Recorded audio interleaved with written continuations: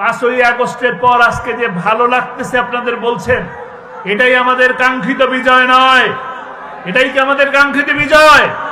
কাঙ্ক্ষিত বিজয় সামনে রয়ে গেছে।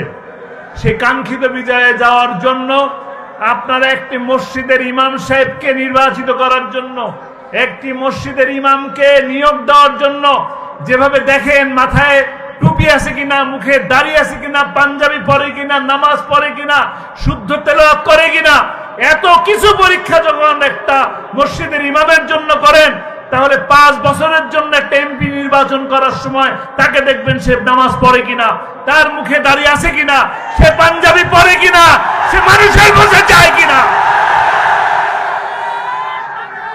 চ্যানেলটি সাবস্ক্রাইব করে আমাদের সঙ্গেই থাকুন।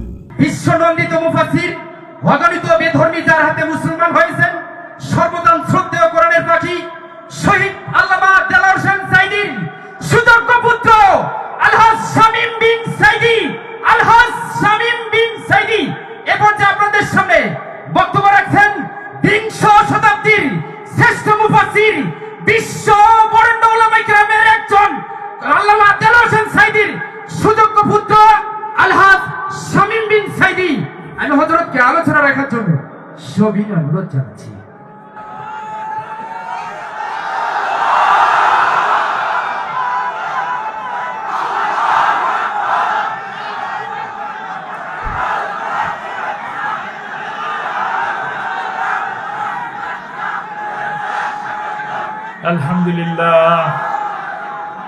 আলহামদুলিল্লাহ নাহমাদুহু ওয়া নাস্তাঈনুহু ওয়া নাস্তাগফিরুহু ওয়া নাউযু বিল্লাহি মিন শুরুরি আনফুসিনা ওয়া মিন সাইয়্যাতি আমালিনা মান ইয়াহদিল্লাহু ফালা মুদিল্লা লাহু ওয়া মান ইউদ্লিল ফালা হাদিয়া লাহু ونشهد أن لا إله إلا الله وحده لا شريك له ونشهد أن سيدنا وحبيبنا ومولانا محمدا عبده ورسوله الذي أرسله بالحق بشيرا ونذيرا وداعيا إلى الله بإذنه وسراجا منيرا فقد قال الله تعالى في كلامه المزيد وفرقانه الحميد أعوذ بالله من الشيطان الرجيم بسم الله الرحمن الرحيم إن الله وملائكته يصلون على النبي يا أيها الذين آمنوا صلوا عليه وسلموا تسليما اللهم صل على سيدنا مولانا محمد وعلى آله سيدنا مولانا محمد मोहब्बतेर साथे जोरे सोरे बोलेन अल्लाहुम्मा सल्ली अला सय्यिदिना मौलाना मुहम्मद वअला आलि सय्यिदिना मौलाना मुहम्मद बलगल उला बिजमालिहि कशफद दुजा बिजमालिहि हसनत जमीउ सालिहि सल्लु अलैहि वालिहि। हज़रात उलमाए किराम,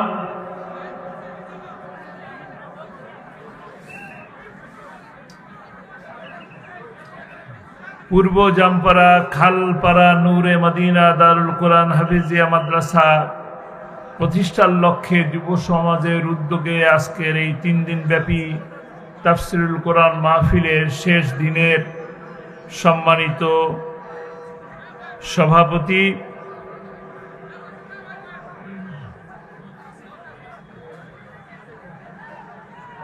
ডাক্তার শামসুল আলম আজকের অনুষ্ঠানের বিশেষ অতিথি। আপনারা কিছুক্ষণ আগে যার কণ্ঠে সুমধুর কণ্ঠে আলোচনা শুনছিলেন, আমাদের প্রিয় ভাই, শ্রদ্ধেয় ভাই, বিশিষ্ট ইসলামী চিন্তাবিদ, আন্তর্জাতিক খ্যাতিসম্পন্ন মুফাসসিরে কোরআন ডক্টর হাবিবুর রহমান হাবিব, বিশেষ আলোচক হুসাইন আহমেদ মাহফুজ, প্রধান আলোচক, প্রধান বক্তা, গোটা বাংলাদেশ ব্যাপী আলোচিত ব্যক্তিত্ব, সুপরিচিত মুখ, আন্তর্জাতিক খ্যাতিসম্পন্ন মুফাসসিরে কোরআন মুফতি হাফেজ মাওলানা আমির হামজা হাফিজাহুল্লাহ, মঞ্চে উপবিষ্ট শহীদি কাফেলা বাংলাদেশ জামাত ইসলামীর নেতৃবৃন্দ, মঞ্চে উপবিষ্ট জাতীয়তাবাদী দলের নেতৃবৃন্দ, ওলামায়ে কেরাম, সামনে সুপ্রিয় বন্ধু সাংবাদিক বৃন্দ, প্রশাসনের কর্মকর্তা এবং সামনে উপবিষ্ট আমার প্রিয় ভাইয়েরা, পর্দার আড়ালে শ্রদ্ধেয় মা ও বোনেরা, আসসালামু আলাইকুম ওয়া রাহমাতুল্লাহি ওয়া বারাকাতুহু। সর্বপ্রথম মহান মুনিবের দরবারে অত্যন্ত বিনয় অবনত মস্তকে শুকরিয়া আদায় করি যে মহান আল্লাহ আমাদেরকে এই রাতে একটি সুন্দর জলসার ভিতরে, মাহফিলের মাঝে, কোরআনের মাঝে, কোরআনের বাগানে উপস্থিত হয়ে কথা বলার, কথা শোনার যে সুযোগ করে দিলেন, সেই আল্লাহ সুবহানাহু ওয়া তাআলার দরবারে শুকরিয়া আদায় করি। সকলে সমস্বরে, জোরে সোরে আল্লাহ শুকরিয়া আদায় করে বলি আলহামদুলিল্লাহ। রব্বানা লাকাল হামদ হামদান কাসীরান তাইয়্যিবান মুবারাকান ফি।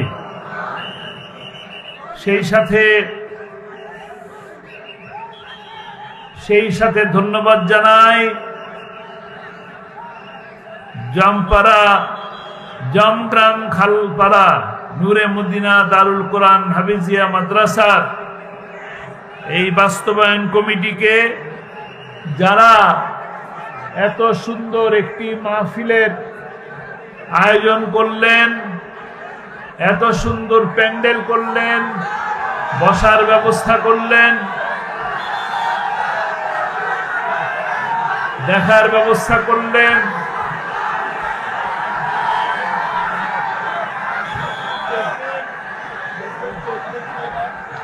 লিল্লাহে তাকবীর। প্রধান মুফাসসিরের আগমন ওই পাউরাবাসীর পক্ষ থেকে, পাটামবাসীর পক্ষ থেকে নারায়ে তাকবীর। আমির হামজার আগমন, শুভেচ্ছা স্বাগতম, নারায়ে তাকবীর। আলহামদুলিল্লাহ।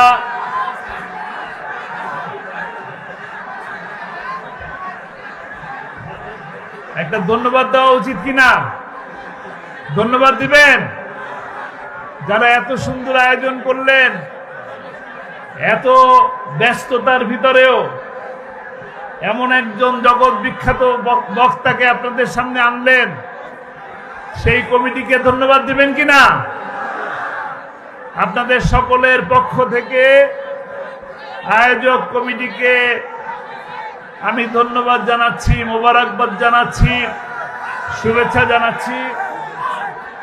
আলহামদুলিল্লাহ, আমরা আপনাদের পক্ষ থেকে ধন্যবাদ জানিয়ে দিলাম। সেই সাথে আজকে এই বাউরা এলাকায় আমাকে যিনি প্রথম ফোন করে দাওয়াত দিলেন, তিনি আপনাদের প্রিয় মানুষ, প্রিয় মুখ, আমাদের প্রিয় ভাই আনোয়ারুল ইসলাম রাজু। আপনারা কি আনোয়ারুল ইসলাম রাজুকে চিনেন? আনোয়ারুল ইসলাম রাজু ভাই আজকে আপনাদের সামনে আসতে পারেন নাই। তার ঢাকা শহরে খুব বড় একটা প্রোগ্রাম থাকার কারণে আসতে পারেন নাই, দুঃখ প্রকাশ করেছেন। কিন্তু আমার উপরে একটা দায়িত্ব পালন করার জন্য দায়িত্ব চাপিয়ে দিয়েছেন। দায়িত্ব কি? আমাকে দায়িত্ব দিয়েছেন আপনাদের কাছে তার সালাম পৌঁছে দেওয়ার। আমি আপনাদের কাছে তার সালাম পৌঁছে দিলাম। ওয়ালাইকুম আসসালাম বলেন। রাজি আছেন? খুশি হয়েছেন? এই যে এত বড় প্রোগ্রাম হলো, ভালো লাগতেছে? ভালো আছেন তো? জোরে সোরে বলেন আলহামদুলিল্লাহ। আলহামদুলিল্লাহ। এই ডান পাশের মানুষরা কি আসতে বলে? জোরে, আরো জোরে। বাম পাশের মানুষ আলহামদুলিল্লাহ। আলহামদুলিল্লাহ বলতে কি আপনারা খুশি হলেন? কে খুশি হলো? কে? আরো জোরে শুনতে চাই। আল্লাহ কবুল করুন। আমরা যে অবস্থায়, যখন যেখানে যে অবস্থায় থাকি না কেন, মহান আল্লাহ রাব্বুল আলামিনের দরবারে শুকরিয়া আদায় করতে একটুও কার্পণ্য করব না। রাজি আছি? সর্ব অবস্থায়, সব সময়, জেলে থাকেন, রিমান্ডে থাকেন, অসুস্থ থাকেন, হাসপাতালে থাকেন, যত বিপদেই থাকি না কেন আল্লাহর কাছে শুকরিয়া আদায় করব আলহামদুলিল্লাহ। কারণ এর থেকেও বড় বিপদ, এর থেকেও বড় অসুখ, এর থেকেও বেশি বড় জুলুম আমার উপর আল্লাহ চাপাই দিতে পারতেন। আল্লাহ আমাকে দয়া করেছেন যে আল্লাহ ভালো রেখেছেন, নাকি? বলি আলহামদুলিল্লাহ। সংক্ষিপ্ত কথা বলবো, মেহেরবানি করে যদি সুযোগ দেন। আপনারা কি সুযোগ দিবেন? রাজি আছেন? কোনো শব্দ করবেন না। আমি যখন বলবো তখন শব্দ করবেন, এছাড়া কোনো শব্দ হবে না। কথা বলা যাবে না, ধাক্কাধাক্কি করা যাবে না। এ জমিন কার? এ আসমান কার? এ নদী কার? সমুদ্র কার? অক্সিজেন কার? কার অক্সিজেন নিচ্ছি? আইন চলবে কার? আল্লাহ। সৃষ্টি যার, আইন চলবে তার। ইনিল হুকমু ইল্লা লিল্লাহ। আল্লাহ তাআলা সেই তৌফিক দান করুন আমাদেরকে। আমরা এই জমিন, গোটা বাংলাদেশ সহ সারা বিশ্ব আল্লাহ তাআলা একটা হুকুমের মাধ্যমে সৃষ্টি করছেন। কোনো সন্দেহ আছে? সন্দেহ নাই। আল্লাহর সৃষ্টি এই জমিনে আল্লাহর আইন বাস্তবায়ন করার জন্যই আমাদেরকে সৃষ্টি করেছেন। আল্লাহর আইন বাস্তবায়ন করার জন্য আল্লাহ তাআলা আমাদেরকে এই কোরআনের মতন মহাপবিত্র গ্রন্থ আল্লাহ তাআলা আমাদের কাছে পাঠিয়েছেন। এই গ্রন্থ বোঝার জন্য, গ্রন্থকে চেনার জন্য, গ্রন্থ অনুযায়ী এই কোরআনকে কোরআনের মতন করে চলার জন্য আমাদের জন্য নবী করিম সাল্লাল্লাহু আলাইহি সাল্লামকে গাইড স্বরূপ পাঠিয়েছেন, নেতা হিসাবে পাঠিয়েছেন। সেই নেতা আমাদেরকে সেই 1450 বছর আগে যখন জুলুম হতো, নির্যাতন হতো, যখন মারামারি হানাহানি হতো, যখন গোত্রে গোত্রে মিল ছিল না, যখন নারীর মর্যাদা ছিল না, যখন শ্রমের মর্যাদা ছিল না, সেই সময় কোরআন দিয়ে আল্লাহ তাআলা কোরআন পাঠার মাধ্যমে আল্লাহ রাসূল সাল্লাল্লাহু আলাইহি সাল্লাম সোনার যুগ তৈরি করেছিলেন। সেই সোনার যুগ, সেই সোনার মানুষ এখনো তৈরি করা সম্ভব। সম্ভব কিনা? আবু বকর আসবেন না, কিন্তু আবু বকরের মতন মানুষ আসবেন। ওমর রাদিয়াল্লাহু তাআলা আনহু আসবেন না, কিন্তু তার মতন মানুষ আসবেন। নবী আসবেন না, রাসূল আসবেন না, কিন্তু শাহাদাতের দরজা খোলা আছে। আছে কিনা? কোরআনের দাওয়াত মানুষ দিচ্ছে কিনা? দিচ্ছেন। কোরআনের দাওয়াত দিলে বিপদ আসে, আসে কিনা? বিপদে পড়ছিলেন কিনা? এরা জেলে গেছেন কিনা? হাত উঁচা করতে বললে এখানে অসংখ্য মানুষ পাওয়া যাবে যাদের অনেকের হাত উঁচা হবে। অনেকেই মামলা খেয়েছেন, জেলে গেছেন, আমি সেই কথা বলবো না। কিন্তু আপনাদের প্রিয় মুফাসসির, আপনাদের প্রিয় কোরআনের পাখি শহীদ আল্লামা দেলোয়ার হোসেন সাঈদী রাহিমাহুল্লাহ 50টি বছর একটা কাজই করেছেন। কি কাজ? কোরআনের পাখির কাজ কি ছিল? কোরআনের দাওয়াত আপনাদের সকলের কাছে পৌঁছে দেওয়া। কোরআনের দাওয়াত পৌঁছে দেওয়ার অপরাধে, কোরআনের কথা বলার কারণে, কোরআনের রাজ প্রতিষ্ঠা করার চেষ্টা করার কারণে তাকে 13টি বছর জেলে থাকতে হয়েছে। 13টি বছর জেলে থাকতে হয়েছে, নরমালি নয়, তাকে থাকতে হয়েছে কন্ডেম সেলে, ফাঁসির সেলের ভিতরে তাকে রাখা হয়েছে। তাকে 13টি বছর বন্দী করে রাখা হয়েছে পৃথিবীর নিকৃষ্টতম মিথ্যা মামলা দিয়ে। তাকে বলা হয়েছে রাজাকার, তাকে বলা হয়েছে ধর্ষক, তাকে বলা হয়েছে লুটারা। অথচ তিনি ছিলেন কি? কোরআনের পাখি। একজন নিরপরাধ মানুষকে 13টি বছর বন্দী করে ফাঁসির রায় দিয়ে ফাঁসি কার্যকর করতে না পেরে তাকে হাসপাতালে নিয়ে মিথ্যে কথা বলে ইনজেকশন পুশ করে তাকে হত্যা করা হয়েছে। আমরা এর বিচার করব ইনশাআল্লাহ। আপনাকে বিচার চান? বিচার চান? কিভাবে বিচার করবেন? আমরা শাহবাগ চাই না। ওই শাহবাগের যে ফাঁসি চাই ওই শাহবাগ চাই না। আমরা কি চাই? তিনি যে কোরআনের রাজ প্রতিষ্ঠা করার জন্য জীবন দিলেন, তার প্রতিটি মাহফিলের ভিতরে শেষ কথা ছিল কোরআনের রাজ প্রতিষ্ঠা হয়ে আল্লাহ যেন আমার মৃত্যু দেন। সেই কোরআনের রাজ প্রতিষ্ঠা করে দেখা অবস্থায় তিনি যেতে পারেন নাই। পেরেছেন? দায়িত্ব কার? কাদের? কোরআনের রাজ প্রতিষ্ঠা হোক, এটা দেখতে চান? দেখতে চান?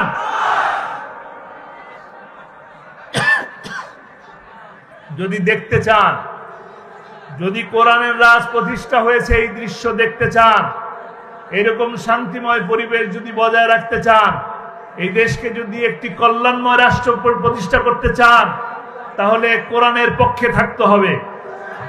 যে সমস্ত ব্যক্তিরা নির্বাচনের আগে বাংলাদেশকে মালয়েশিয়া এবং সিঙ্গাপুর বানানোর স্বপ্ন দেখায় আর নিজেরা কানাডায় যায় বেগমপাড়া বানায়, তাদের সাথে থাকবেন নাকি কোরআনের পক্ষে থাকবেন?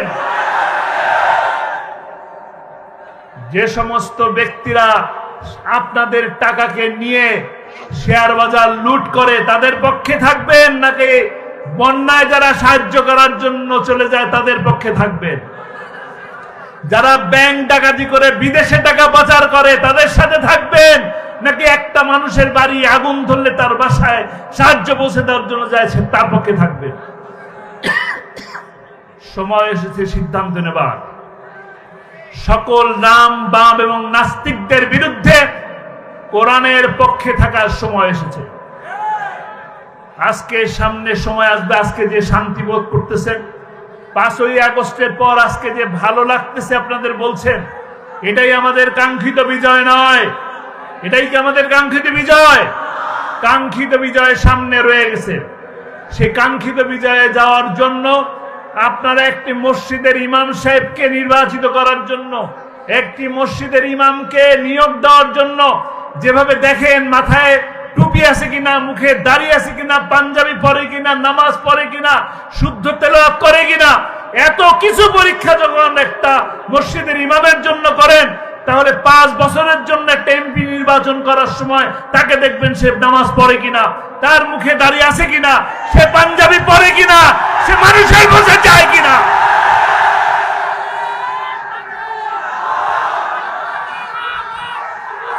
অনেক সময় নাই, অনেক সময় নাই, অল্প কিছু সময় আছে।